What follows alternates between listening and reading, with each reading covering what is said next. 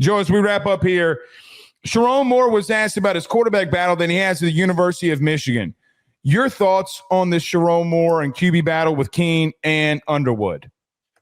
So you mentioned this at the beginning of the show that like there's kind of been like a little bit of this push on the Michigan side to like tamper your expectations with Underwood. The quote that comes from Sherrone Moore: before anyone asks, it's an open competition.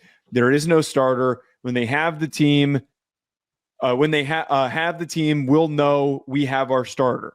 Jadyn Davis, Mikey Keene, Jake Garcia are the other three guys that are in the mix for Michigan. I said this back when we did a conversation on this at the beginning of the spring. There is no value to me in starting one of these three guys. There's just not. You have an incredibly gifted and talented player in Bryce Underwood. Yes.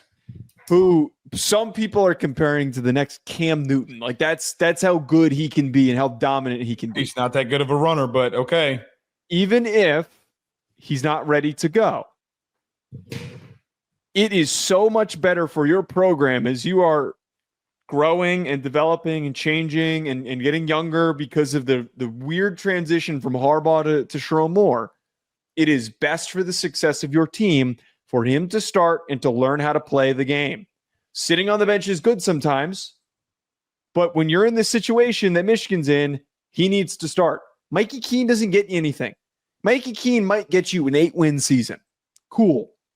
I'd rather win 7 games and Bryce Underwood pop off for a couple of games and get excited for the next year. Or maybe you catch some lightning like they did last year and Bryce Underwood's freaking awesome and he's as good as DJ Lagway was down the stretch.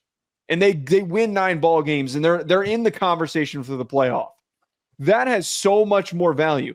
The other part about this, I'm not insinuating that he would transfer, but like I also kind of like randomly think of Quinn Ewers goes to Ohio State. Quinn Ewers sits on the bench at Ohio State. CJ Stroud takes over. Quinn Ewers transfers to Texas. Like, why would you even create the chance that he might leave when you get no return out of starting one of these other guys? I think it's all bullshit. I think they're trying to get people to compete. Joe, with all due respect, you spent a shitload of money to flip this kid. What do you mean he's not starting? I mean, we got to start having serious conversations for these top-end guys of Joe, even if Keene wins the battle out of camp, just based off of experience alone, right? Like maybe he does more, he does things better than Bryce Underwood during camp, and because of that, he gets the Harbaugh start. Sherrone Moore learned from Harbaugh. Joe, what if they pull a J.J. McCarthy dual start again? One guy's going to start one game, the other guy's going to start the other game, then we'll make our decision. Who knows what he's going to do? I mean, your schedule is easy enough.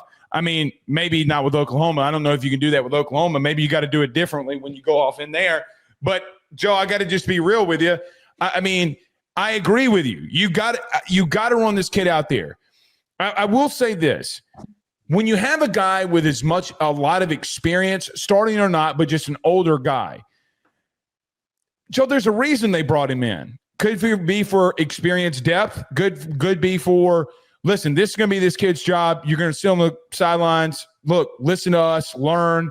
If being a coach is what you want to do, sounds great. Let's get after it. Be a part with us. We'll let you in meetings. I saw a quarterback last year in the SEC, Joe, was never going to play, said in every coaching meeting, said in every single one of them, because his path, he's a senior, he's going to be a coach.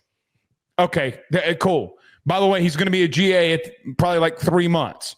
Bottom line is, this kid can win out in experience, and when you need experience, you never know how much you needed it until you needed it. I remember said quarterback, just going to leave this alone, but said quarterback did come into a game and had to deliver a win for his team, who was a playoff contender. The thing I would say here is Underwood is the most talented kid on your roster. It's not remotely close. There is nobody more talented than him. You're going to have to live with the mistakes. And, Joe, by the way, you got to give him live bullets if he's going to have any impact you going into Oklahoma. I mean, like into Oklahoma week. Like, you got to give him those live reps. So you kind of got an early situation here. You better start swinging with him early and get him ready. Because, again, Venables is a lot of things. A guy that can send you a shitload of things to a young quarterback who's never seen this, and the game's really fast. He's like, what's going on? R. Mason Thomas coming off the edge. Joe, you got to get him ready. You got to get him ready now. I got to be real with you. I don't know how much I like the answer, because it's not as if that you have a couple of weeks like you have had in the past to kind of figure out the quarterback situation. Joe, they did it last year. Remember, they try to give multiple guys reps. Texas comes up in there and blasts their ass. Better not do that again. Get him ready now. I mean, we literally saw you, and I understand the situation you were in last year. Yeah, I completely understand it. But you got to send one guy out there and start taking live bullets. If it's that bad, then fine. But Bryce Underwood, you're going to have to let him go through those live things before he gets into week 2. I think that there's always like a balance between trying to figure out how to develop your quarterback, the amount of exposure to playing early as a true freshman, a redshirt, whatever it is. The NFL is really different, where I think like if a guy is really raw and you're like a Jordan Love, even also an Anthony Richardson type guy, it's better to sit if you need to learn. But in college, he's not there.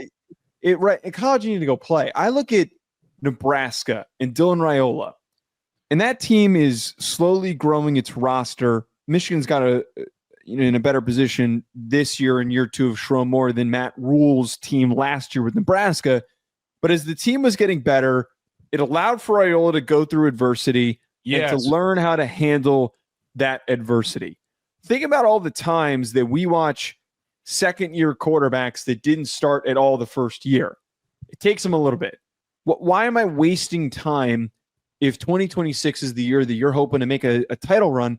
Why am I wasting the time of the first few weeks of the season and then hoping by the end of the year that he's ready to go? When I can get the chance to throw him out there now. No, that was all I was going to say. Well, what I'm asking you a question here. Would it be very shocking to you if he's not the starter? I'd be blown away. You spent all of this money to bring him in. And I'm sure that part of this, the whole stipulation with this arrangement, he goes to LSU, he's not starting. He's not starting over Garrett Nussmeier. He's not. Joe, you think that wasn't part of the convo? That like, hey, you know what? I want to go play right away. Joe, I got to be real with you.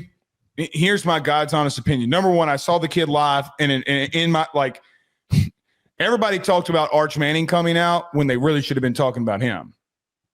I've seen it up close and personal. Joe, it's the closest thing to an NFL practice I've seen. From a throwing aspect, listen, it's not remote. Brother, my man's got a hose, pause. But, I mean, he legitimately, I saw him without a crow hop hit Harlan Berry, the number 1 running back in the country, from 62 yards away in the air. Without a crow, I've seen it with my own eyes. This dude can spin it, son. Okay, that's number 1. Number 2, this isn't Dylan Raiola. Sorry, I like Raiola. It's not the same. No, yeah, he's supposed to be. A lot of people think he's better. He's not as athletic as people are like the Cam Newton comparison. It's not that. Nuh-uh. It ain't that. Watch. You're gonna see him in week 1. Let one loose. That bitch is gonna fly. I'm telling you, this kid can go, man. I don't know what they're trying. I know that they're trying to temper some expectations. This is different. This kid's different. And, Joe, I got to be real with you. The whole LSU thing, Joe, they didn't match. They didn't come far off. They did not come far off. Garrett announced he returned. The kid flipped. I mean, I'm not saying it had the reason, but I know for a fact that they were telling the kid he was going to start here because they thought Garrett was gone. I mean, like, I don't think these situations are not predetermined. I cannot be convinced that this, and by the way, in your head coach going to be suspended for the first couple of games, you better get ready. Like, you don't have time to waste with him.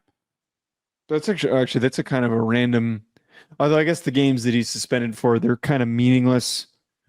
Sherrone Moore has a massive hand in that room. Let's call it like it is. Sherrone Moore can talk to him during the game about stuff that maybe he can talk to him in the film room, all that kind of stuff too. Maybe it's not that big of a deal. But, I mean, not having the dude that's got his hands all in the offense, not being there in live bullet games, and then being the first time you go up against Oklahoma and Venables' defense, is not the time to do it. You better give him as many live bullets as you can, brother. I mean, one thing Oklahoma was not last year was bad on defense. As shitty as we talk about them, R. Mason Thomas took Will Campbell, the only man. It wasn't Jared Verse. It wasn't Braden Fisk. It wasn't Patrick Payton. It wasn't Will Anderson. It wasn't any of those guys. The only guy that I ever saw give Will Campbell troubles was R. Mason Thomas. Joe, Will Campbell gave up 3 sacks in his college career. 2 of them are to R. Mason Thomas. Well, and it's like, I mean, don't let that be Underwood. What I'm trying to say. Well, the opposite of this is that Underwood is so much of a better athlete than all of these guys that, like, why am I not throwing out there the guy who, at the very least, if we're having trouble throwing the ball, we're getting pressure up the ass, let's go put out the guy that's the best athlete to go make some plays. Because listen, if the first time that he feels getting hit in college comes in a critical situation and he's on the road, confidence is a big deal. I get that. And that you don't want to cripple a young kid's confidence. And that's something that people were questioning with Raiola when he started to struggle. That's exactly where I was going. What were we talking about week 7 with Nebraska? Dude, Raiola looked shot. I mean, what was the end of the game that they lost? I forget where he threw a pick. Was it Iowa? Maybe Iowa, something like that. We're like, it might have been Iowa. He's seeing ghosts. I mean,